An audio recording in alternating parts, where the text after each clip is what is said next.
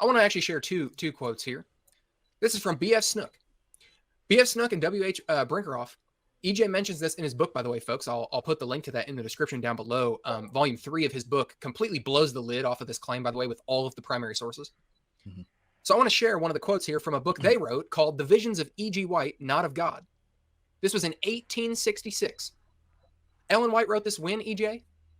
1864, when she first made the statement.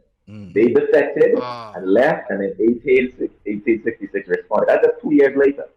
2 years later, this is what they write in their book on page 4. Again, you can look at this book online. The PDF is available online. Just Google The Visions of E.G. White, Not of God, B.F. Snook. Mm-hmm. They say on page 4, quote, "These visions teach that the Negro race is not human. This charge they deny, but we will let the reader decide for himself." Here is what she says. I don't want you to mess that. This charge they deny, but Snook said it. If they know, I'm going to hold them to this. This is what they actually mean. This is what they believe. We're going to take Snook word for it. Since the flood, there's been an amalgamation of man and beast, as may be seen in the almost endless varieties of species and in certain races of men. Spiritual Gifts, Volume 3, page 75, the quote we looked at.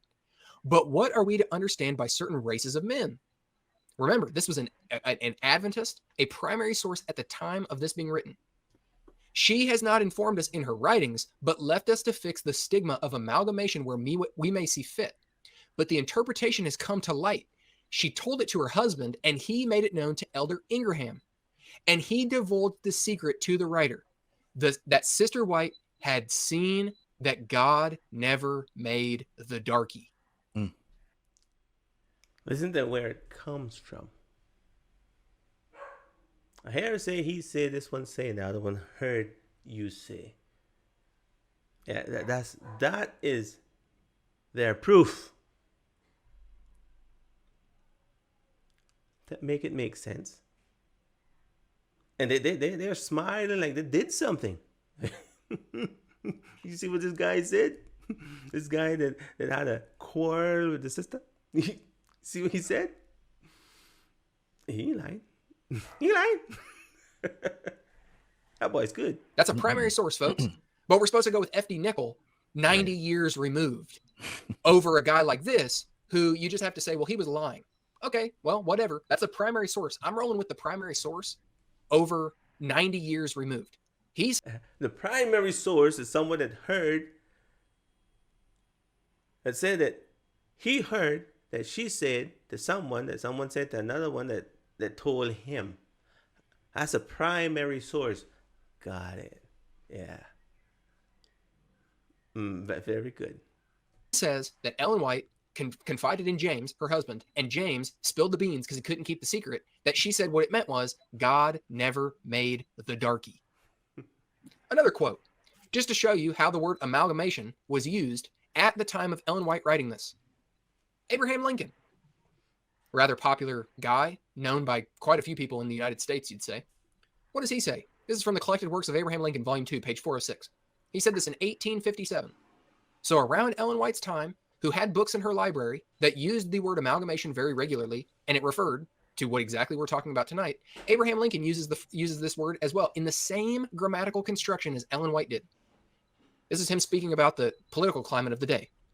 Quote, "There is a natural disgust in the minds of nearly all white people to the idea of the indiscriminate amalgamation of the white and black races. And Judge Douglas evidently is basing his chief hope upon the chances of being able to appropriate the benefit of this disgust to himself.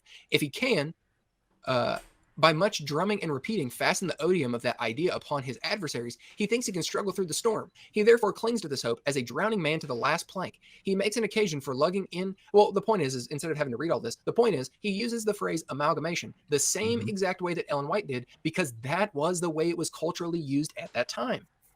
So when these SDA apologists tell us that we're clueless critics and we're not using words the proper way, like the word race, they try to say, no, by race in that day, it meant class of people. It didn't mean ethnic races.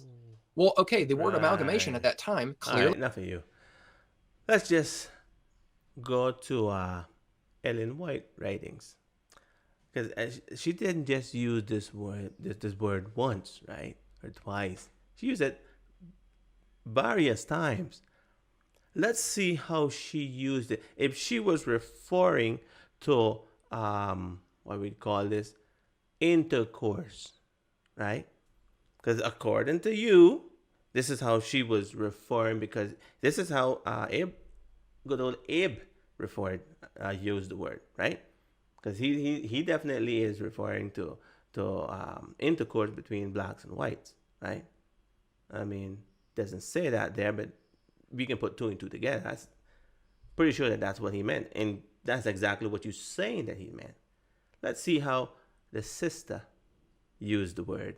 I see if she used it in the same way that good old Abe used it. These people are just ingenious. All right, let's go ahead and look at it, shall we?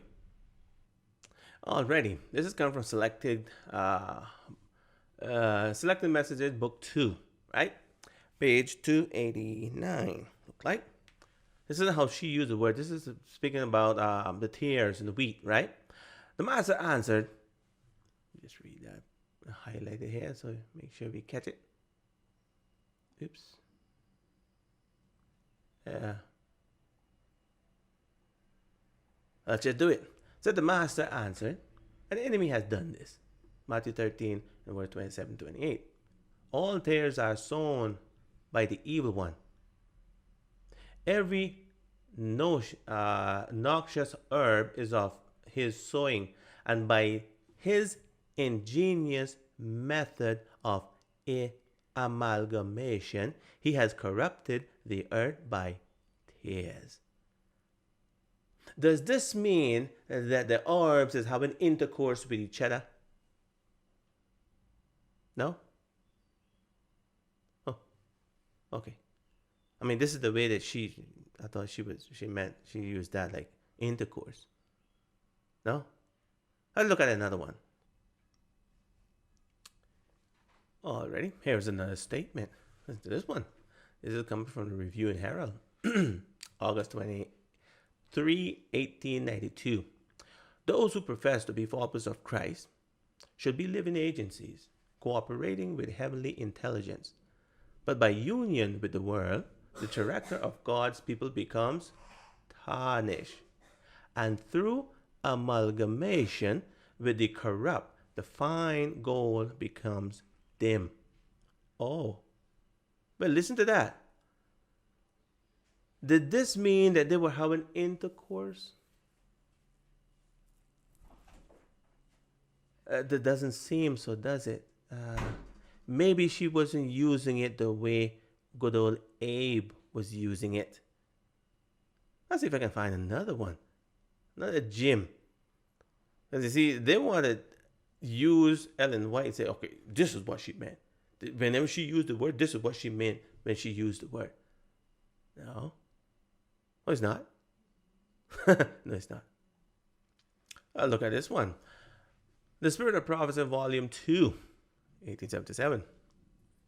So this was a plain statement that the Jews were more nearly correct in principle of their religion than any other nation. Jesus also alluded to the fate of the Samaritans being amalgamated with the worship of graven images. Now, were they having intercourse with the graven images? Is that the way it was used? I think not. Sorry about that. Got a little call there. Anyways, as you can see, she's not using that the way that Myles is trying to put that off, isn't she? No. But according to Myles, this is the way that they used to use it, that word back in their day. She wasn't using the dictionary term when she used the word. You see, that's because they don't believe that she was actually a prophet. You see, being a prophet, you are responsible for the things that you write. We are not people that are infallible, but we have to do the best job that she just couldn't get up there and just spout out any words, because the words has meaning, and she was supposed to know what the word mean. When she said amalgamation, she did not mean fusion. She meant amalgamation. And she knew how to use the word, as you can see. She isn't referring to amalgamation as intercourse, is she? But people believe whatever they want to believe. You can't help them because they have their mind made up and they're going to do what they're going to do because they are of their father, the devil. I said it. And how about this, Jim? There is no middle path to paradise restored. The message given to man for these last days is not to become what? Amalgamated with human devising. We are not to learn upon the policy of worldly lawyers. We must be humble men of prayer, not acting like those who are blinded by Satan's agency. Now, amalgamated, is she saying that someone have to have intercourse? No, she used the word the way it was supposed to be used. If Abraham Lincoln used it a different way, or anyone else used it a different way, yeah, that doesn't have anything to do with Ellen White. It doesn't have a thing to do with her. So you can't come and try to throw that off on Ellen White here. You see what she said, what she did has nothing to do with Ellen White. Okay? Nothing. She used the word the way it was supposed to be used. That's the way she used it. She wasn't preoccupied with how people are using it around her. See, that's the difference between a race baiter and an actual prophet. She used the word the way it was supposed to be used. Here's another one. The message given man to proclaim in these last days is not to be amalgamated with worldly opinions. Doesn't have anything to do with intercourse, brothers and sisters.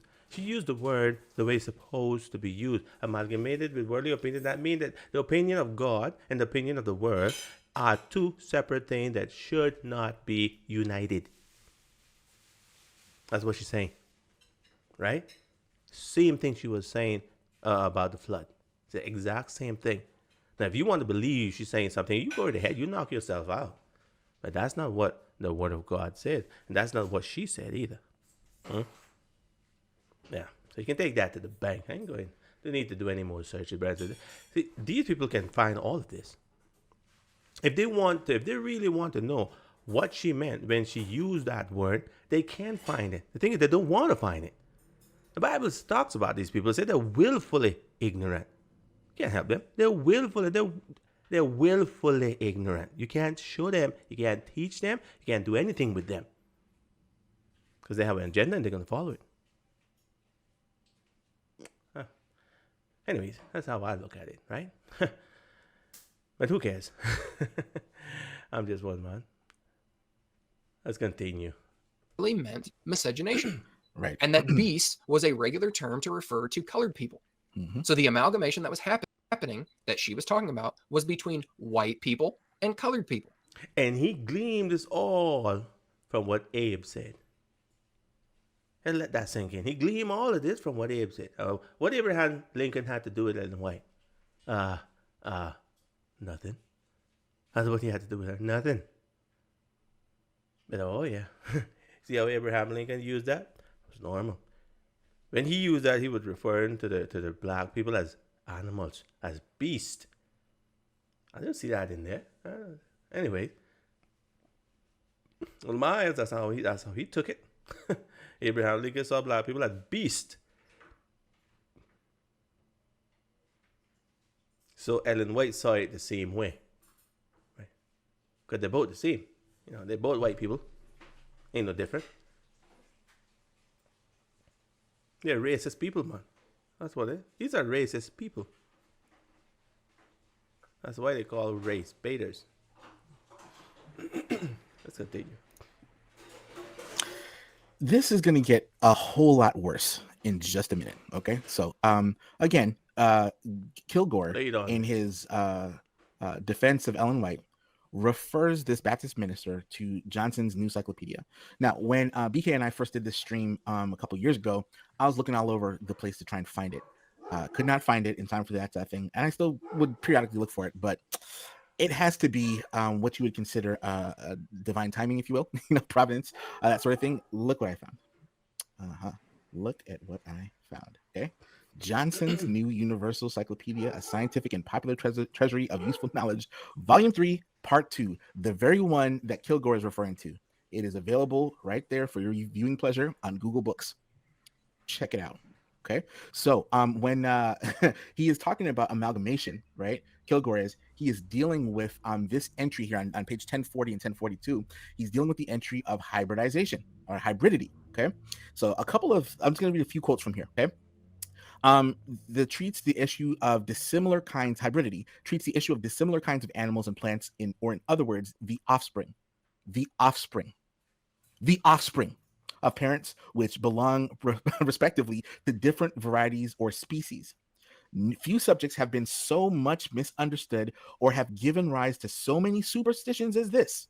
In the olden times, and indeed until quite recently, pay attention, guys, among the educated as well as among the ignorant, the grossest credulity prevailed respecting the possibility of, get this, offspring between the most dissimilar forms.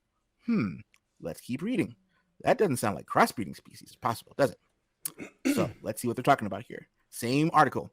The belief prevailing that women could become pregnant from intercourse with beasts. Okay. Laws have been framed condemning to death the parents who were judged guilty of the crime of such unnatural commerce. In 15... You look at how deep they have to dig to come up with this nonsense. Yeah, I don't know which part. What was this? This John's? The guy that actually gave this is supposed to be helpful, I'm guessing, for Adventism. It's supposed to be helpful. 43. Changing what she said is supposed to be helpful. Yeah. Let's see how helpful it is. Let's see what they're going to say. For example, a woman in Avignon, France, was delivered of a child which was thought to look like a dog. And this supposed resemblance was sufficient evidence that the mother had intercourse with the dog. And she was consequently condemned with her, I love how they said this, quadruped paramour, to die at the stake and was accordingly executed. People legitimately thought that you could have intercourse with animals and so forth like that. And my question would be, what does this have to do with Ellen White? Nothing. Oh, no. Back in them days, they thought that a human being could have a baby for a dog. Because this woman had a child and it looked like some kind of freak. It looked like a dog. Oh, she was having sex with that dog. And that dog got her pregnant. Huh? Yeah, Ellen White believed this. Oh, yeah. Wait a minute. How do you come to that conclusion? Well, this guy, the guy talking about. See what he told this other Baptist preacher to go and check. And this was going to explain it all. Yeah, he right there. I got a quote from him and everything. He told this guy, he said, you just look at this quote and that'll bring some common sense into you. And then this dude was reading it like, this is inspired writing, Brandon. Like, it's inspired writing. This is what Ellen White believed. You see what she says there? That's what she believed. What it means in the dictionary, she didn't believe that. She didn't know what that meant. She had her own definition. Where do you find that? Yeah, I made it up. Huh? Again, when we look at Kilgore and we look at what's his face, Uriah Smith's defense, they'll cite Leviticus chapter 18 against bestiality, right? And say that's the reason why God said so. Okay. And people have to realize that this was before what we call modern science. Yes. They were saying this because there was not a lot of scientific data, which is what EJ pointed to earlier, that in the 1940s and 1950s, there were great strides in this area, which caused the SDA church to panic. And this got brought back up as a blip on the radar. Mm-hmm. No, this foolishness come up because people decided to try to change what she wrote. That's why this foolishness come up. Has there ever been a time was this ever seen that someone had a child for an animal? At any time in human history? Huh? Oh no, it never happened, but they believed it happened. They believed it. I mean, you have people that believe all kind of foolishness, right? But people that study doesn't believe stupidities. And she was a learned woman. She didn't went to school, but she was no fool. Like, you don't need a degree to have common sense. I mean, if you didn't know that, you don't need a degree to have common sense. There has never been a time in all human history that was ever reported that a woman had a child for an animal. And it's not something that can be proved. You have all kind of folklore out there, foolishness. But that's what it is. But somehow, Ellen White believed that, you can get pregnant from an animal, a dog, get laid on it. Bestiality has always been happening. That's why even God spoke about it. To make sure a woman does not lay down with an animal like the way she lay down with a man. Way back in Bible times. It has always been happening. Where do you find that a woman had a child for an animal? Where do you find that? Anywhere? No, we don't find that, but they believe it. Yeah. But you go with the head player. Facts. Okay. Now you have to ask yourself, why would they? EJ, I'm sorry. You want to say something, brother? No, I was saying right. That's correct. And remember to even historically coming up to that time, you're talking about Greek mythology was very popular as well. Yes. And so Greco-Roman mythology with the various human-animal hybrids like the Minotaur and all of those, they had pictures of those, and these were prevalent beliefs. Yeah. And the half horse, half man, and all of these things were very prevalent in the minds of these people. Mermaids and mermaids, androgynous people. Absolutely, and so people who had accentuated features, they believed were the result of humans and animals interbreeding. Mm-hmm. And so, again, brothers and sisters, don't try to judge this thing from today's advanced scientific knowledge and all of these kind of stuff. These were primitive people, and of course, Ellen White, everything she read and social ideas she hopped on and concepts of people, she attributed divine inspiration to all of it. Yeah. And so she was pulling and imbibing all the nonsense of the time and attributing it to God, and that's what the problem was. Just listen to that. Listen to what this guy is saying. Yeah, because back then, the whole pile of people believed this. So, I mean, stands to reason that this is what Ellen White believed. Stands to reason, right? I mean, they don't have no shame. No shame. So how can you prove it, brother? I don't need to prove that, I read something here in this place, something here in that place, and that's what they all believe down there. Do you find that anyway in her writing? Did she ever allude to something like this? No, but she's white, right? Yeah, she's white, so she believed it. Didn't have any sense. Man, so disgusting how these race baiters would just blout things out just like that. But I mean, I guess they don't know no better. And FDA believed it with their whole heart that these were true, these were factual, and they were finding quote unquote scientific literature. Listen to how he speaks, and they were finding. When he said they, he's referring to Ellen White. Now, he ain't referring to the bunch of nuts that was spouting this nonsense. No. He ain't referring to those people. No, he's referring to someone that had nothing to do with it. That's what he's referring to. When he said they, he mean Adventist people. See, but Adventist people that believe stuff like this? Where do you proof of that? No. Yeah, they're all white. They all believe the same thing. These are racist people, man. So that's what they are. It's a bunch of racists. These people actually believe that black people can't be racist. You would ask him, hey, you think that's racist? No, I can't be racist. I can say whatever I want. I can't be racist. I can curse them anybody I want. Anybody out I want. Can't be racist. Yeah, I can tell him you just I ain't gonna let you into my house because you white. I ain't racist. I can't be racist. I'm black. The sheer stupidity of these people. But hey, that's the world we live in. The science of the day and all of that. to say, well, this is true, and she is true because she's agreeing with science here.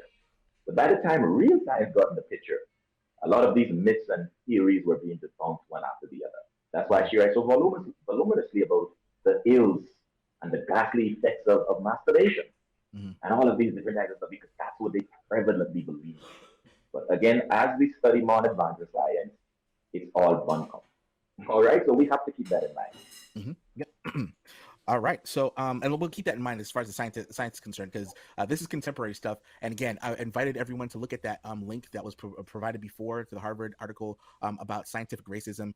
If you have the stomach for it, go check it out. That includes phrenology, racism in different ways and stuff like that there too. Again, not a CRT guy, not a social justice guy.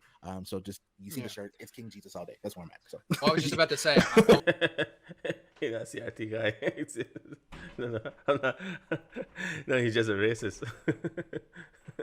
I want to emphasize that you're not just using like cultural buzzwords when you're saying these things. We're talking about like the real deal thing here, folks. All right, keep on rolling. And what's up, Madeline? What's going on? Says, all right, so let's go on here. What would they think? Okay, why would they think this way? Okay, so again, look at what she said. Since the flood, there's been amalgamation of man and beast as may be seen. Okay, so you can see the amalgamation because people look a certain way, right? And man, gosh, this is so. These people are so disgusting, man. Have mercy. She's talking about man and beast as may be seen in almost endless variety of species of animals. That's what she's talking about. I know you can't figure that out, but that's what she's talking. She's talking about animals. I'm talking about races of people. Animals. It's saying that human beings mess around with the genes of animals. They were making other types of animals. He was mixing things that shouldn't be mixed. That does not mix naturally. We're making different type of animals and stuff. That's what they were doing. You see, we tend to believe that these people were stupid people. Like they were all dumb people back in the past. Brothers and sisters, we are winding down, not winding up. Every day we're dumber and dumber and dumber. Sicker, sicker, and sicker, weaker, weaker, and weaker. That's what's happening every day that passes by. We ain't getting better. That's why we need computers, because we can't even think anymore. We can't even remember. Can't even remember anymore. So we need these things to help us. But somehow these geniuses have decided, no, we for ahead. Back in the day, they didn't need any of this. Their brain was a supercomputer. These people didn't have the problems that we have.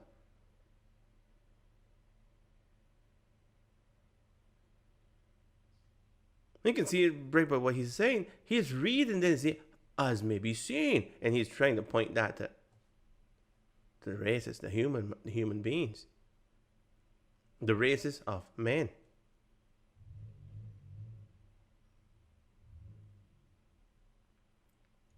Just think about it, brothers and sisters. Just think about this. If someone was to mess around with the embryo and put that into a woman, right? A woman develop a child, and that child come out some kind of way. What do you call that? Huh? Will you call it a human being? No. It definitely would not, because a human being needs a father, a human father, and a human mother, right? That's what a human being needs. That's what makes a human being a human being. If you was to mess around with that embryo and that come out some kind of way, he ain't gonna be a human being. Now, will it be a man? You can't call it anything else, right? You can't call it anything else. It definitely ain't a human being, but you have to call it a man. It's something that came from a woman, and woman produces man, and man is a term for male and female, right? That's what man means. Man is not referring to a male, especially when the Bible uses it. When the Bible refers to man, it's referring to Male and female. It's referring to the race, human beings. That's what it refers to. It has always been that way. Take, for example, if we was to go to another planet, right? Just hypothetically, if we was to go to another planet and has other beings over there, and they would say, well, man is coming to visit us. Who would they be referring to? Or they just referring to males? No. They're referring to the race. But check this. How about if there was to say, woman is coming to visit us? Now, who would they be referring to? Is they referring to the male or the female? It's the female, right? The male is not included there. I just want to say that. But let's see what else these race betas are going to. People, according to. Quick injection to magnify your point, CMB. Yeah. First, she says the flood came as a result of the amalgamation. Right. God wiped out those PCs and those people who amalgamated. What? The flood came because of the result of the amalgamation? Well, that's what she said, more or less. Where does he want to go with that? Where is he trying to go with that? Let's see. And then we see, she says now, this is after the flood now. Since that time to the present. And so, which means there was not a time that it stopped. Right. Are you catching that? Right. There was not a time that it stopped. So throughout the eras up to this point, and you can look all around you, this is happening. And then they start to give tangible examples and people groups as to who are expressions of this amalgamation. Go on, bro. Yeah. Man, it's so hard to understand what this guy is trying to say, what he's saying. Something about this thing has always been happening. No. No. Back in the antediluvian time was always happening. And in today's day and age, it is happening as well. Like I was showing you that before. These people that's experimenting with human cells inside animal cells and seeing what happened. Same thing was happening back then. It stopped for a while because I came to the point when we just couldn't see, right? But you have to have very, very good eyesight to be able to do that in the antediluvian time and after the flood. You have to have very good eyesight. I mean, you had to focus in, microscopically, right? You had to have some good eyesight. Of course, that doesn't exist anymore. But now we have things that would help us again, right? We have things that we got microscopes now. Now we can look at it and okay. Can't do it with our eyes, but we can get other things to help us. And this is the way it's going to continue. As time progresses, we're going to get worse and worse. We're going to need more and more things to help us. Do things that we could have done before. Life is getting easy. And I don't have to do that anymore. I don't have to focus. I don't have to make such an effort anymore. But this has all been, it's still happening today. Like you really think, you just think about this, Brandon. You really think that the government in experimenting and seeing what they can do? Now, be really that stupid to think that the government isn't doing that? Like the government, oh no, we can't do something like that. That's immoral. Government doesn't care. They only care if you find out about it. That's when they started looking, oh yeah, that's very bad. We gotta stop this. I can't believe they were doing it. See what happened now in China when they're playing around with this virus, huh? Everybody wasn't paying it. When everybody started dying, what happened here? Oh, that was bad. These people, no. That's what the government did. They're playing around with those type of things right now. Just because you don't know about it doesn't mean it ain't happening. People were always trying to create these superhumans. How you think they were doing that? What do you think they were doing? You think they were just there injecting people all the time? I see him push this serum up in this person, and that can make him stronger. No, man, it started long before that.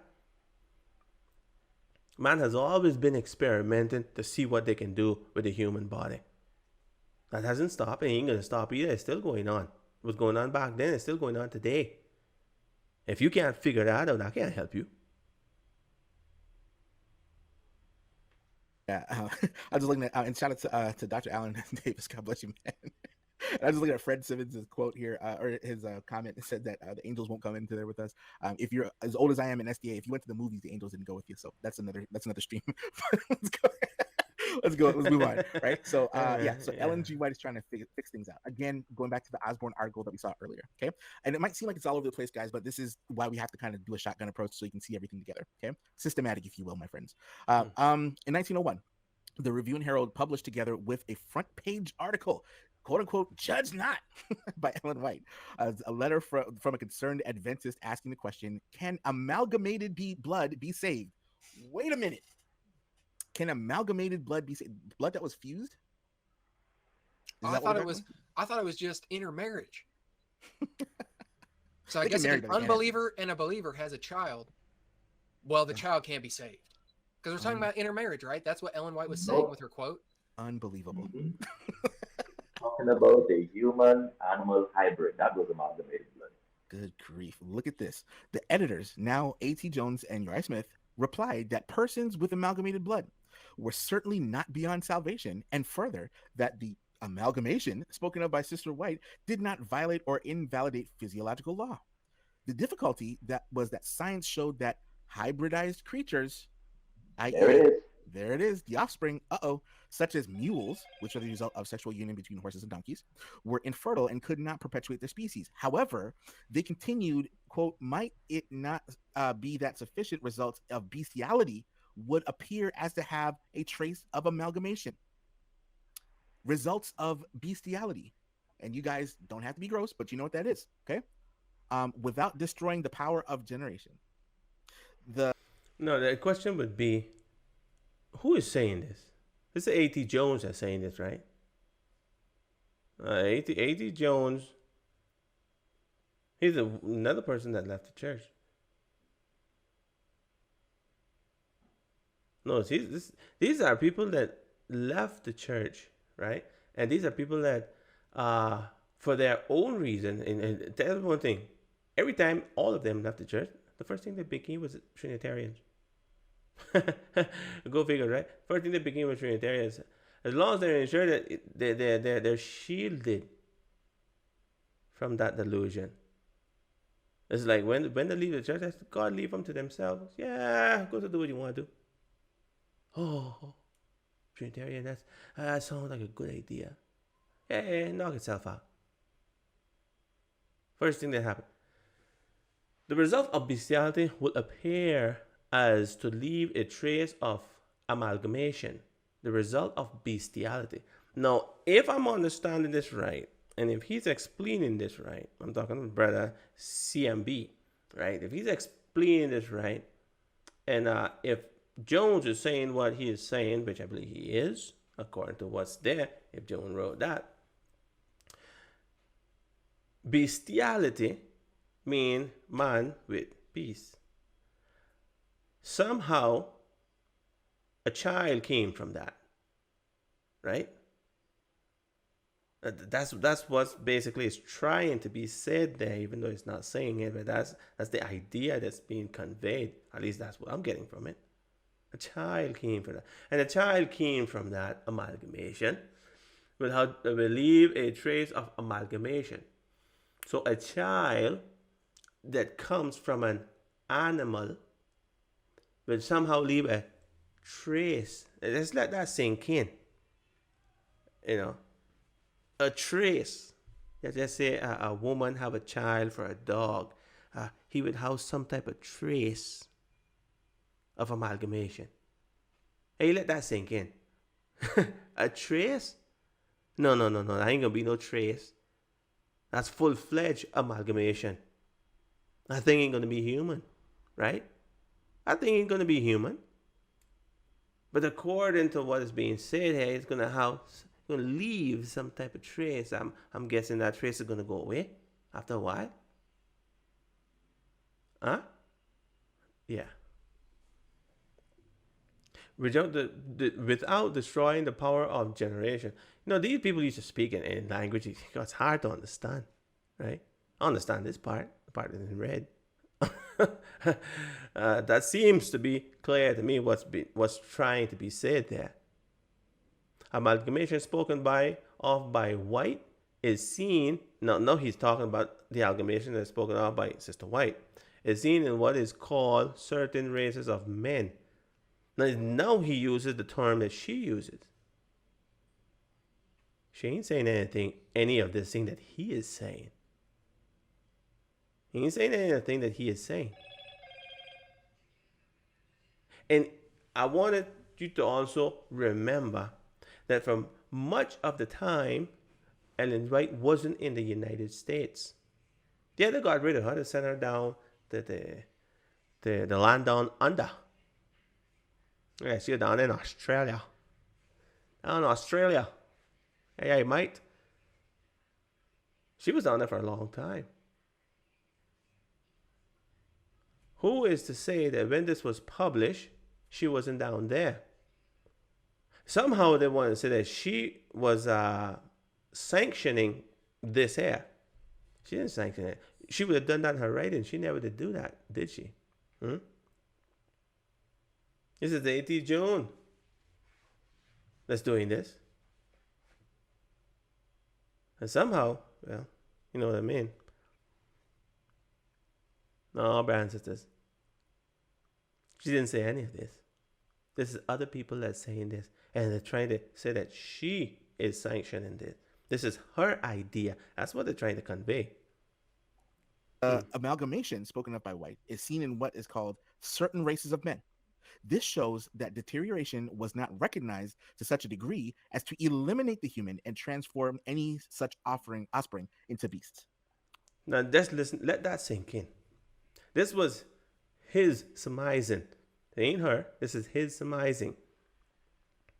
Back in antediluvian times, let's say that, before the flood, the race was so strong. The race was so strong that, it really didn't dilute. This is what they're trying to get across. It really didn't dilute the humanity of whatever came out of the woman. It really didn't dilute it. What kind of craziness this is? It's coming from an animal and a woman. How in the world is that not going to dilute? That's half, brothers and sisters. Ain't like a little dot here, a little dot there.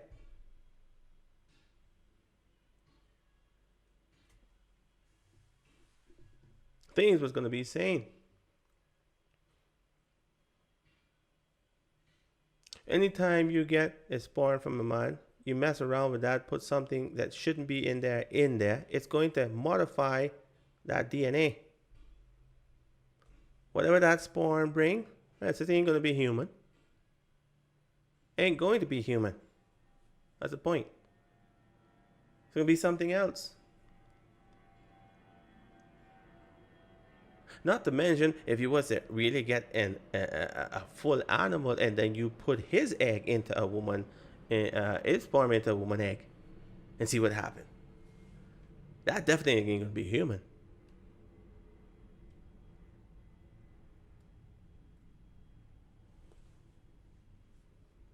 And whatever comes from a woman is a man. That's what Ellen White was saying. Whatever comes from a woman is a man. No, it ain't going to be a human being if it doesn't come from a man. If that thing is modified, that's not a human being. That's something else. That's defacing the glory of God, the face of God. Because we were created after the image and likeness of God. And if we come up and we have like a snout, brothers and sisters, God doesn't look like that. Doesn't look like that. We're defacing his image.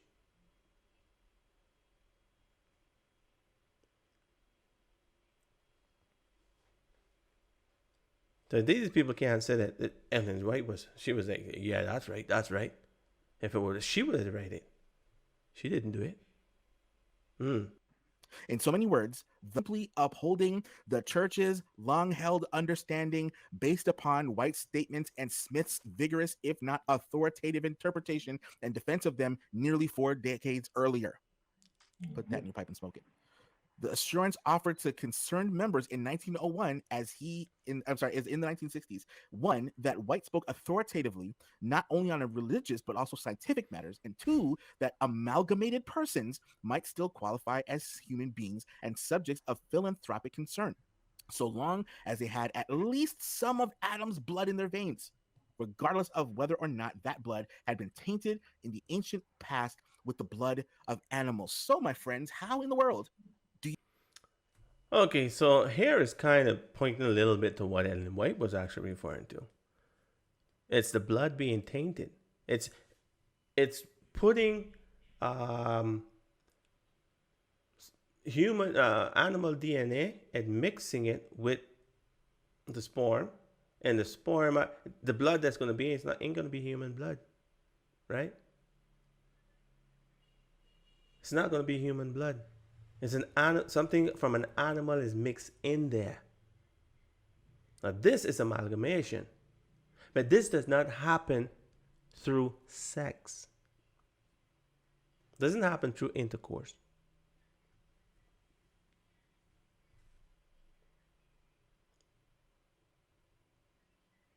They're trying their best to try to prove that. Getting everybody and their mama to say, hey, see what they said here, see what they said there, see what they wrote here, see what they wrote there. Yeah. This was the Ellen White view. So wait a minute, what do you mean Ellen White view? She didn't wrote that. No, but they knew her. Oh.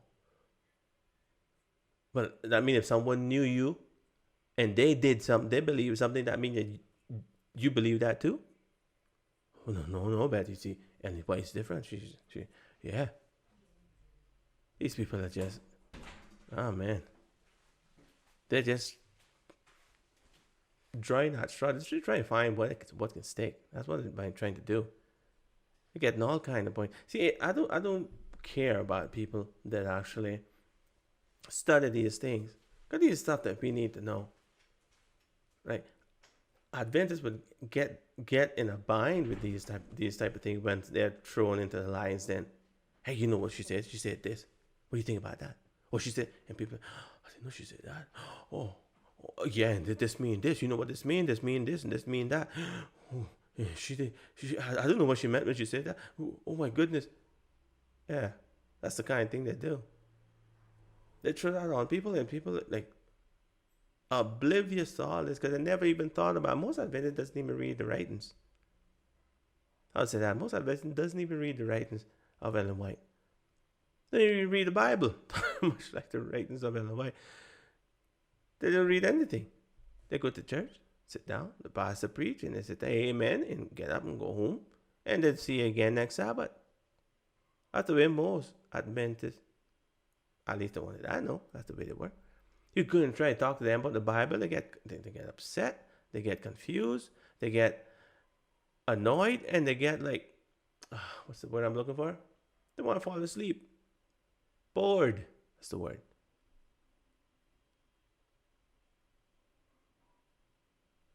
And you can't say that other denominations is any better, because they ain't no better neither.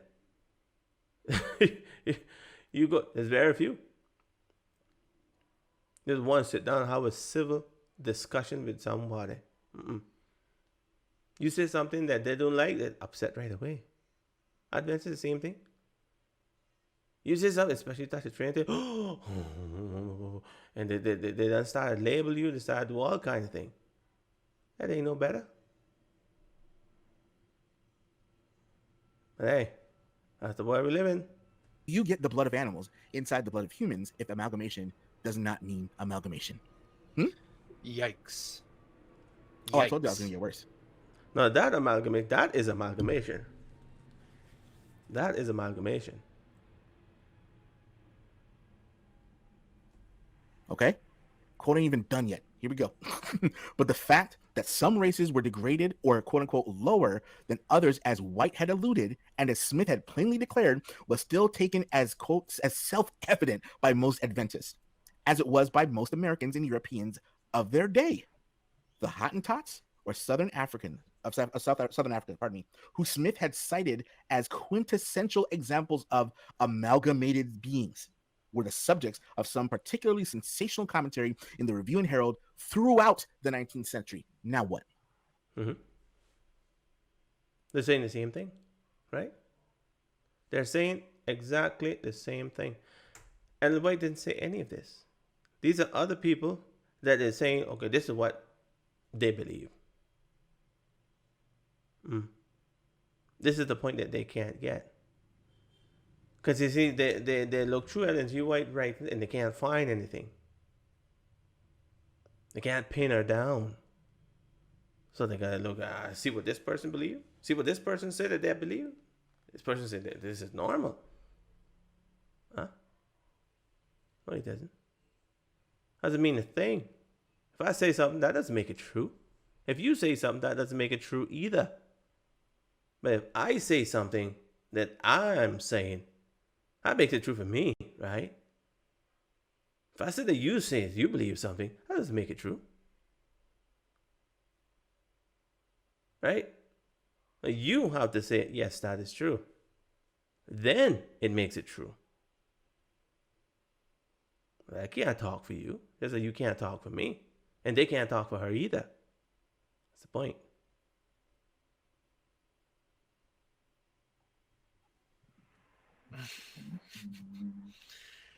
Okay. Man, real quick. And next thing I would like to know. For some reason, they think that Baptists wasn't racist. That they didn't have these same thoughts, right? That black people was less than them. The Baptists didn't have that problem. No Baptists didn't have that problem. How about the Methodists? No, Methodists didn't have that problem either. Oh, how about the Lutheran? No, Lutheran didn't have that problem either. Only Adventist. Oh. How about the Presbyterian? Oh, no, the Presbyterian didn't have that problem. No. No. They didn't have slaves. Let's look for one Presbyterian back then that was a Democrat, that was living in the South. Yeah. And had money. You see what was happening? No. Did they believe that? That means that Myles also believed that, because you see what they believed back then? It was normal. They can't speak for you, right? No, but everybody else can speak for Ellen White. Oh yeah. They don't see any problem there. Yeah. That's what race betas do. Just on this. Blame Folks, everybody for their problems. Do not lose this from your focus, because the Adventist church is going to try and do the sideshow, the circus over on the side. No. Look over here. This is being attributed to God. Mm-hmm. God said this through Ellen White. That's why. Hey, listen to what he's saying. Everything that these people just read for us, God is saying this. I said, wait a minute, where did Ellen White say that? Oh, well, no, we can take it as God said all of this. Yeah. What A.T. Jones wrote, God said that. God was using his hand when he was writing. Oh, yeah. This is God's word now. These people doesn't have any shame. The thumbnail of this video has the little added speech bubble on there. No, God made me say it, because that's the pivot that they take. Well, no, like W.C. Willie White, her son, tried to say in Spiritual Gifts in somewhere in the page 300, 323 or something like that. He tries to make the claim, well, God guided her in what she needed to remove and change, and when to take something out and when to add something in. Oh, it's God's fault she's saying these things. This is being pinned on God. It's not just Ellen White saying this. Interesting, isn't it? It's being pinned on God. According to Myles. Oh boy. It's bad though. It's not good. Horrendous. Okay, so let's look at some relatively recent examples of sensational commentary of amalgamated species. Again, if you're as old as me, you might remember a couple of things that you might have seen in the grocery checkout counter. So one of which is National Enquirer, the other one, Weekly World News. Okay, so a dolphin grows human arms. Okay, so yeah, things like this. Okay, half man, half dog baffles doctors. Okay, a bat child escapes. Okay, why am I including stuff like this? This is essentially what people were thinking was happening in her day. Okay, You just how disingenuous that is. They don't have no shame. I mean, I understand that they hate Ellen White and they hate Adventism, and they hate it. And he tried to say, we know we beat it. No, everybody can see that it's oozing out of you. They put some pictures up here. See, this is what they believed back then. Yeah, they believe in all of this. I mean, no one can't tell that that's fake. Bat child escape news. Breaking news. And I'm going to prove it here in just a second again. Okay, back to Johnson's Encyclopedia. Have no shame. Same entry. Although, quote, although such beliefs have now been driven to more obscure quarters, they are by no means extinct and indeed are still very prevalent. Of course, this is all inspired, right? This is Ellen G. White that wrote the encyclopedia. In fact, extravagant accounts of animals of, again, mongrel origin are frequently published in the daily and weekly newspapers. Hello. Okay, it may be therefore be advisable to enter into some detail in advance to deny the truth of most of the reports. Gosh, I don't even know what to say. Let's continue. Okay. Mercy. Doc says it reminds me of the X-Files. Yeah, exactly. Yeah. Right? Under the general designation of hybrids are embraced all those forms whose parents belong to different varieties or species. Whether the offspring is fertile or not, the word hybrid is thus essentially similar in its meaning to the Anglo-Saxon term mongrel. Okay. Do you remember when that word was used previously? Okay. Continuing, French writers have classified the forms embraced under the general term 3 categories. I'm sorry, that was the way it pulled up when I did it in the PDF here. Sorry, guys. All right, so hybrids, mules, and métis. Okay, métis hybrids, mules. Okay, métis specially employed to designate the offspring of an Indian mother by a white father. Well, I thought it was 2 different races of humans, and has been extended as a generic term to humans and plants of mixed origin, i.e., the offspring of 2 races or varieties of the same species. Okay. Métis is not amalgamation. See, what they're all trying to do here is they're trying to equate the words.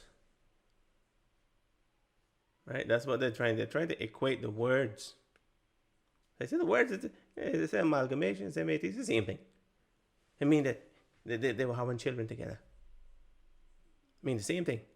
No. Amalgamation is the union of 2 things that should not and cannot be joined normally. A white man and an Indian woman could normally be. What's gonna prevent them from being joined? I'll tell you what can prevent them from being joined. Space. That's what can do it. It's the only thing can do it. Space. Don't bring them together. They can't be joined.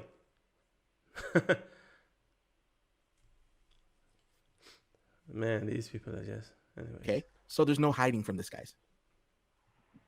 Okay. Last couple quotes from that encyclopedia here. Repeated and prolonged critical observations and experiments have amply demonstrated that, i.e., belonging to decidedly different families, that fruitful union, there you go, is impossible between animals or plants or of widely different species. Such is only possible within comparatively narrow, although uncertain limits. We may therefore at once dismiss as utterly unworthy of belief the many reports of offspring from such forms that have been published by even accredited writers of natural history in past times. Such examples as the alleged case of hybrids between a hen and a duck, and a possum and a cat, a boar and a camel, an otter and a rabbit, an otter and a sheep, an otter and a cat, a raccoon and a cat, and especially women and apes, dogs or other animals. Y'all see what's happening here?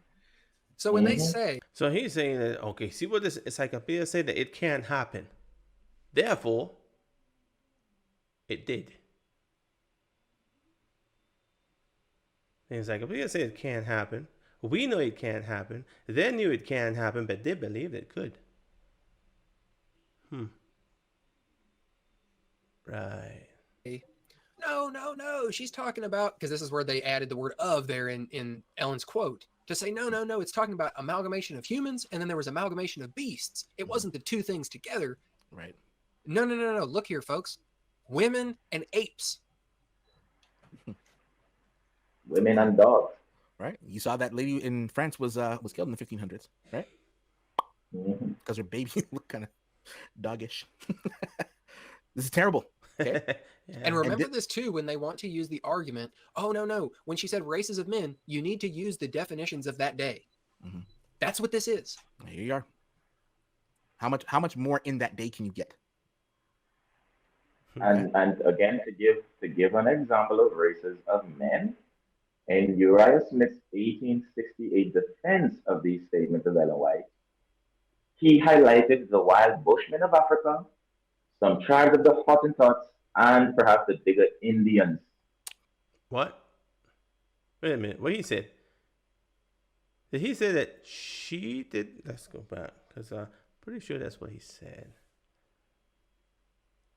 Yes. As tribes of, he highlighted the wild Bushmen of Africa, some tribes of the Hottentots, and perhaps the Digger Indians, as the amalgamated races of men that she was referring to. Examples of amalgamation she was referring to. Right here, fellas. I'm going to start a little bit earlier. Yeah, he's trying to say that he said that she was referring to that. That's what he just said. Yeah, I heard him right. I'm thinking that, but that's exactly what he said. He says, now, we have ever supposed that anybody that was called a man was considered a human being. The vision speaks of all these classes as races of men. Yet in the face of this plain declaration, they foolishly assert that the visions teach that some men are not human beings. But does anyone deny the general statement contained in the extract given above? They do not.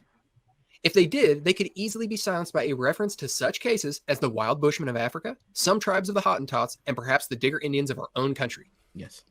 He says, does anyone deny the general sentiment and statement that the line between animal and human has been blurred by such people like the African Bushmen, the Hottentots, and the Digger Indians? It wasn't Ellen White. That's the point. It wasn't her. They're saying that, oh, see what he wrote here? That's what she believed. How come she didn't write it if that's what she believed? No, she told her husband. She told her husband one day, yes, because I was referring to the brownies. And the husband couldn't, James White couldn't keep the secret. He was like, oh, I'm going to go and tell this person. No, she told me it was referring to the brownies. And that guy went and told someone else, and it finally got to this dude. He's like, well, I heard he told this one, that told that one told this one, this one told, and this is what it said. That's the best that they have. Best that they have. They're trying to say that she was using that term in a different way. That when she used it there, and when she used it in other places, yeah, it was totally different. She meant totally different thing when she used the term. Right. That's how he understood this. He was a contemporary of Ellen White. He knew the White. Yeah, he was a contemporary of Ellen White, so yeah. He couldn't be wrong. He was the SDA Church's first theologian. That's how he understood what she was saying. And it cannot be argued that Ellen White was ignorant of his defense, his consistent defense, because, again, the General Conference of SDA at that time were more than happy to endorse his defense, to publish it, to urge people to buy his paper, and even the whites themselves. Yep. For camp meetings that year, they took and sold 2,000 copies of Smith's book defending Ellen White's amalgamation and giving the examples that he gave that she is right, it is scientifically factual, and she's a true prophet. Hmm. Where's the proof of that? Well, maybe it's true. Where's the proof of that?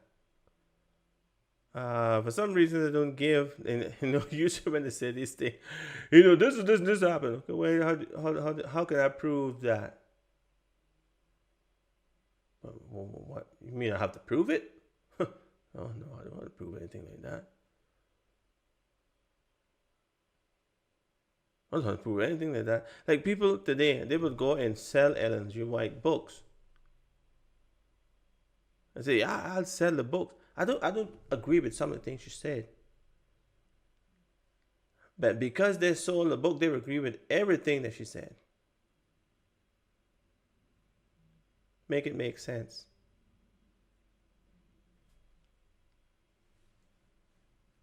Oh, but she's different because she was a prophet. And if she was to do that, then that was like the sanction of God. You see, they put her in the category of God. That's where they're trying to put her. I don't disagree with that, but that's where they're trying to put her. That's right. Anything she do, anything she say, that was God that was doing that. So then you believe that she's God. Oh, no. I don't believe that. But you sure act like it. Sure act like it. Tell you one thing. Just because you're a prophet doesn't mean you can't make mistakes. And doesn't mean that you have to know everything either. Because that's the way these people think. Tell you one thing. There was a prophet in the Bible. What was the name of this guy? By the name of Balaam. Balaam, the Bible says, was a true prophet. Right? God spoke to this man. That's what made him a prophet, right? I think we can all agree that Balaam was a true prophet. Balaam decided he wanted to get the money. Balaam went. The angel spared his life because the eye spoke. And God permitted him to go. To make a long story short, he got there, and what did he do? What did he do? What did he do? He went and blessed the people. He wanted to curse him, but God said, you ain't going to be able to curse him. You can have to bless them. After he did all of that, he couldn't get no money. He said he devised it. But I can't curse them. But if you can just send the women them in there, yeah, send a whole bunch of naked women them there. Let them dress skanky. Just let them walk around. Let the man see them. That's all you need to do. The rest is going to fall right into place. Nature is going to take its course. That's what you need to do. He said, wait, really? That's all? Yeah. If you do that, God's going to take his protection away from them. And you'll be able to fight these people and get rid of them.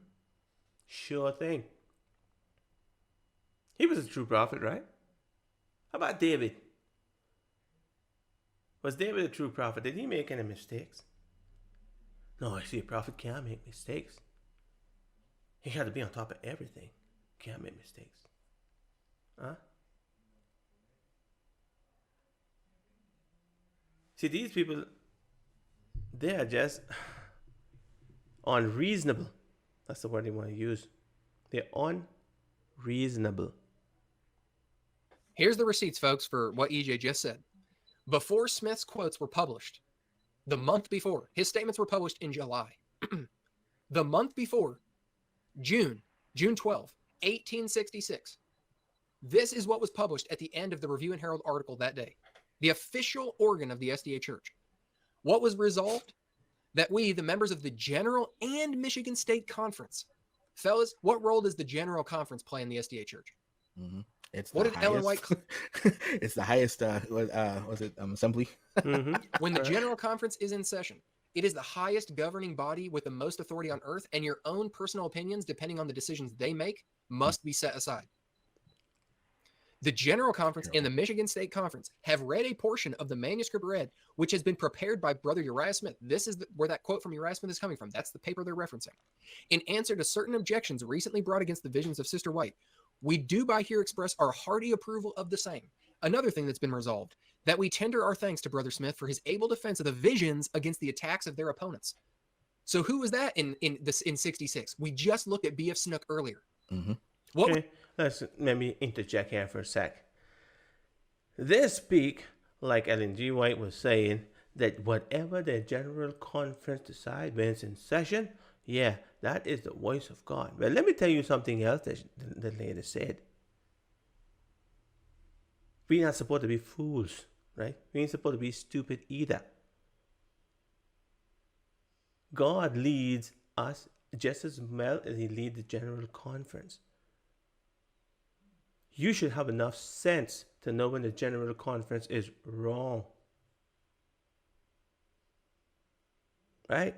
You should, that's what she said. You should have enough sense to know when the General Conference. It came a point in time when General Conference, she rejected the entire General Conference. She said the voice of God isn't there. Yeah, that's when they wanted to start selling books that they shouldn't be selling. That's when they started to do things that they shouldn't be doing. And Ellen G. White was supposed to, I know, but they're the voice of God. I'm just going to sit back. Whatever they decide, say, no, y'all lose your mind. God isn't with you. And she started writing letters, take your children out of school.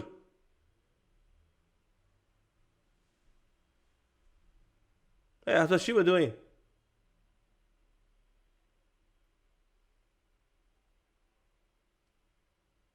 So God isn't in this General Conference.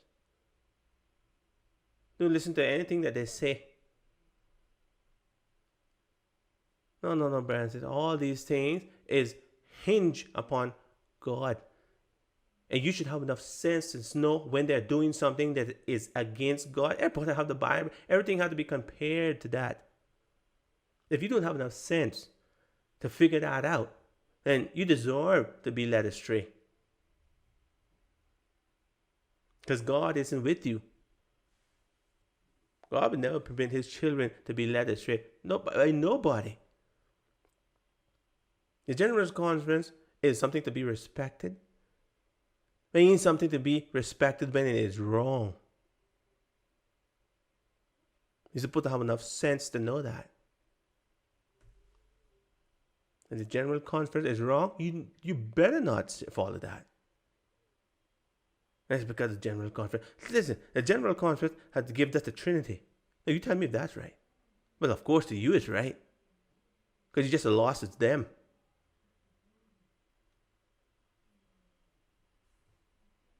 It has made Christ into who knows what. Into a Trinity. That's what the General Conference has done. They snuck it in there, but it came to the point when, because it was never accepted. It was something that was just thrown on the Adventist church. I mean, just throw it on top of it. Some people just got in a little closet there and decided we can just do this and just stick back and see what happens. Nobody don't kick, nobody don't squeal. We just hold tight and wait until everybody accepts it. Then once everybody got a good feel for this, we can just put it in there. And that's exactly what they did. Listen to this foolishness. Before we knew who Christ was, we knew who the Father was, and we know what the Spirit was. We knew that the Father is the supreme God. He's the God Almighty. We knew that. We knew that he had a son. Yeah, we knew that he had a son. And that son he sent here. He didn't come here and then became his son. His son was, for God so loved the world that he sent his only begotten son. Yeah, he was begotten before he came here. And these geniuses from the General Conference today, they uphold the Trinity. That's how you know God is not in there.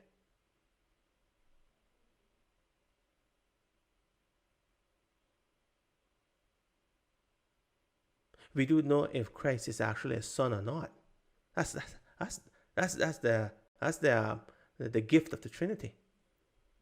We don't know if the Father is actually a Father. That's a gift of the Trinity. We don't know if the Father actually has a body. Yeah, that's the Trinity too.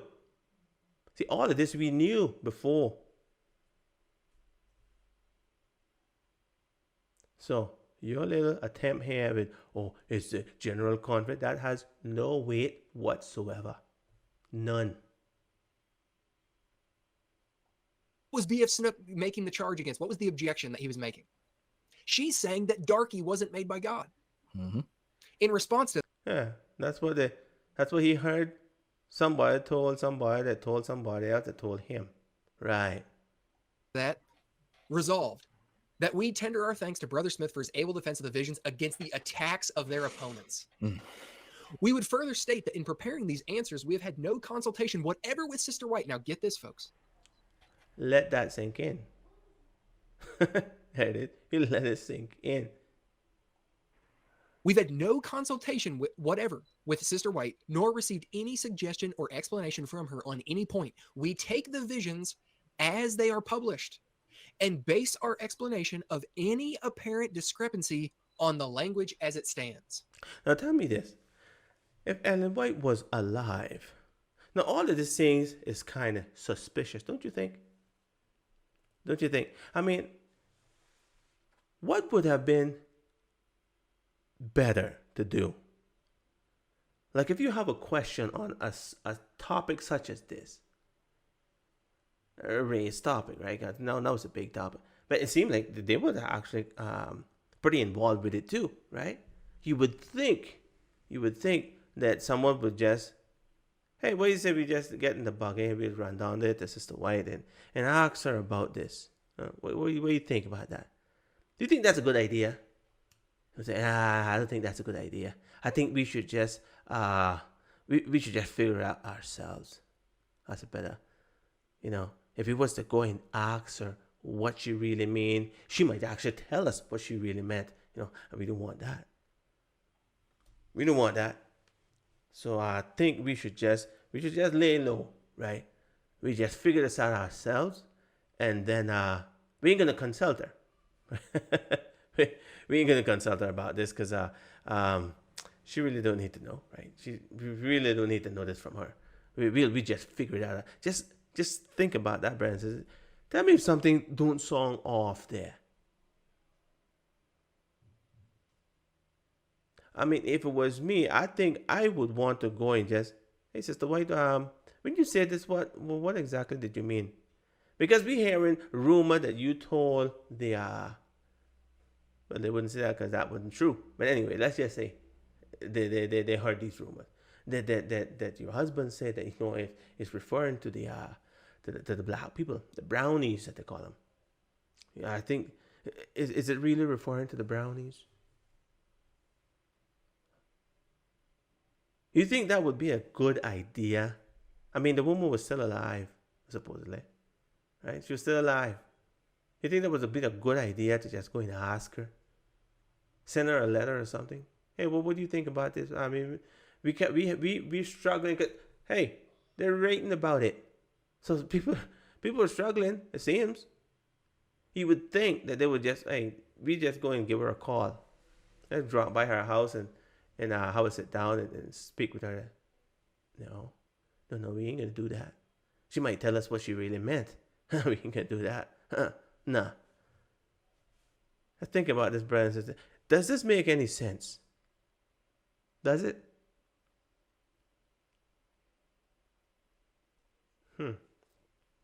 Doesn't make much sense to me.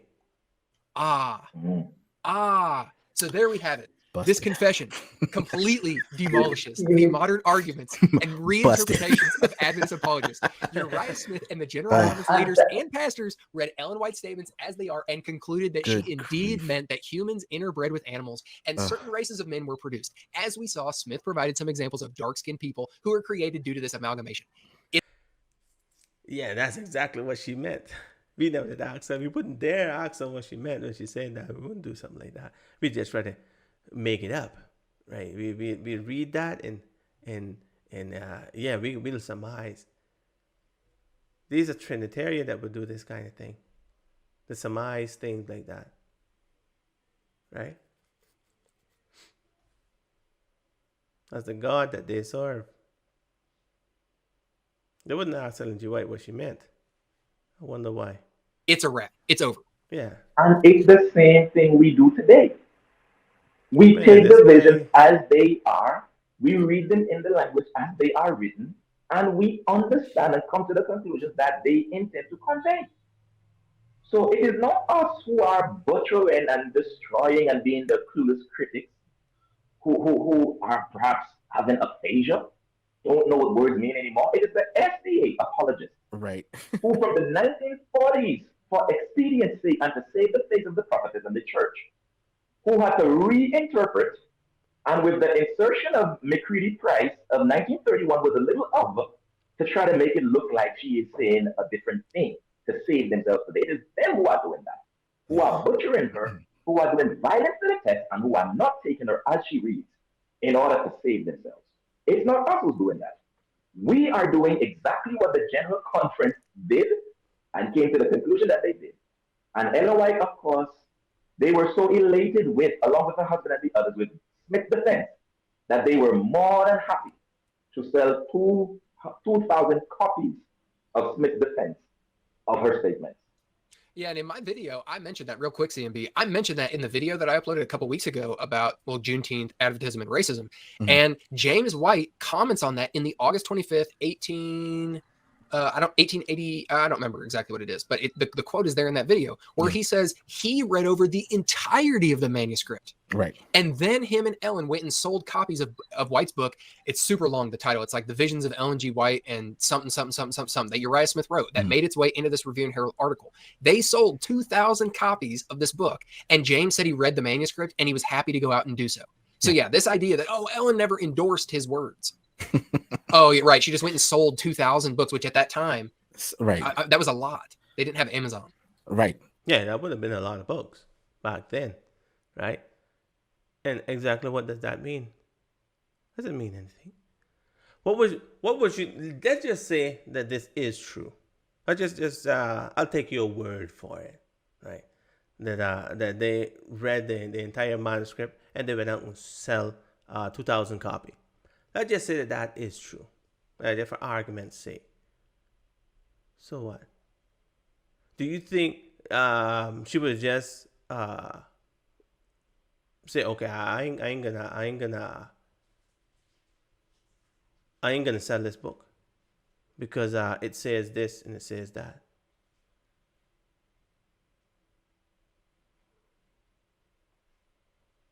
Why wouldn't she sell it? Oh, because it had this in it, huh? It wasn't that far off from the truth. It had something there that I wouldn't agree with. I doubt she agreed with it either. But the book was done. If that's the case, because when you read the book is actually done, right?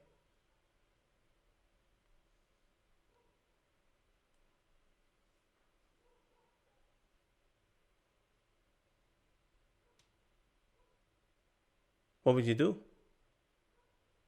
Are you gonna say, okay, I ain't gonna sell this book? Didn't say Ellen White read it. And even if she did read it. So what? It wasn't her book, was it? Because that's your entire premise. It's that it was inspired. It wasn't her book. Most likely, a lot of things that was in there was spot on. I don't agree with some of the things that he said in that about the amalgamation. But she didn't endorse it.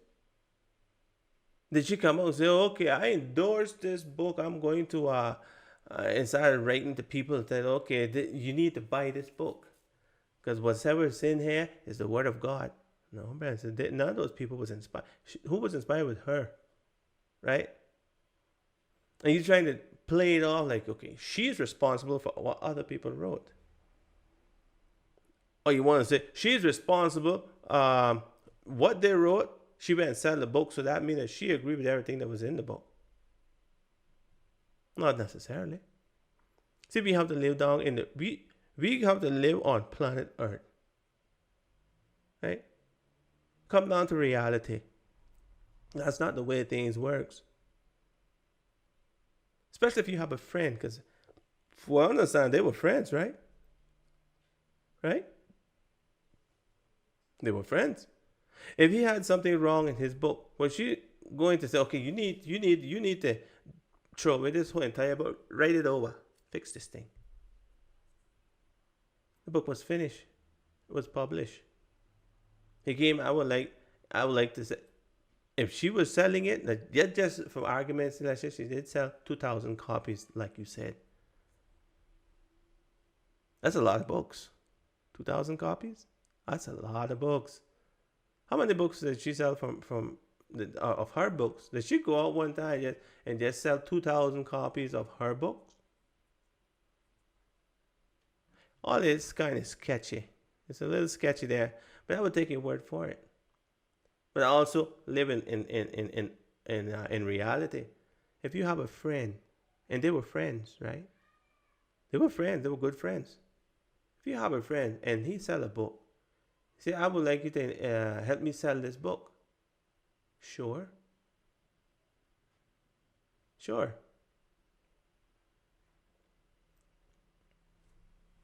Do I agree with everything that's in the book? No. Do I disagree enough to say I'm not going to help you sell your book? I don't think so. Now, what did she say when she was selling the book? That's one thing I would like to know. What did she say when she was out selling, as they say, she went out and sell 2,000 copies?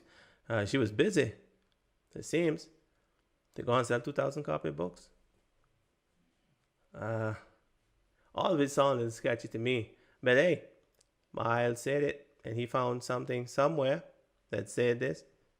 And then her husband said that as well. I would like to see if that's one of those quotes like, this one heard this one said that he heard this and this and that.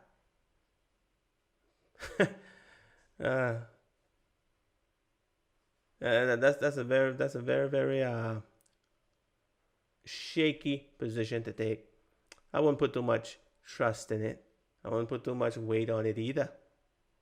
But anyway, it's enough for Myles, so. And in person, you know what I mean? So you get the celebrity culture that's there anyway. James and Ellen White, the visionary.